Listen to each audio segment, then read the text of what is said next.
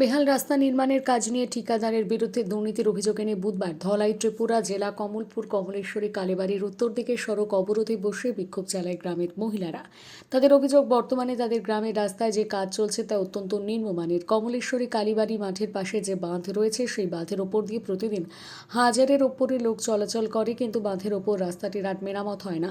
এই বেহাল রাস্তা দিয়ে রোগী নিয়ে আসতে প্রচণ্ড অসুবিধার সম্মুখীন হতে হচ্ছে গ্রামবাসীদের। তাই গ্রামের সকল মহিলারা আজ সড়ক অবরোধে বসতে বাধ্য হয়েছে। দীর্ঘ 25-30 বছর ধরে আমরা কমলপুরের কালীবাড়ি রুট থেকে ফরেস্ট ট্যুরিজমে যায় দেখেন আমরা রাস্তাটার কি অবস্থা। আমরা একটা রুগীরে আইতে পারি না, একটা রুগীরে আনতে গেলে আমরা কান্দাইয়া এই কালীবাড়ি রুটে আইতে হয়, তারপরে একটা রুগীরে আমরা মেডিকেলে যাইতে হয়। এর আগে রুগী হয়ে যাগা, অবস্থা খারাপ হয়ে যাবে, সুস্থ রুগীরা অসুস্থ হয়ে যাগা। আমরা এত বছর ধরে আমরা এই রাস্তা লাগে এইভাবে কষ্ট করতেছি।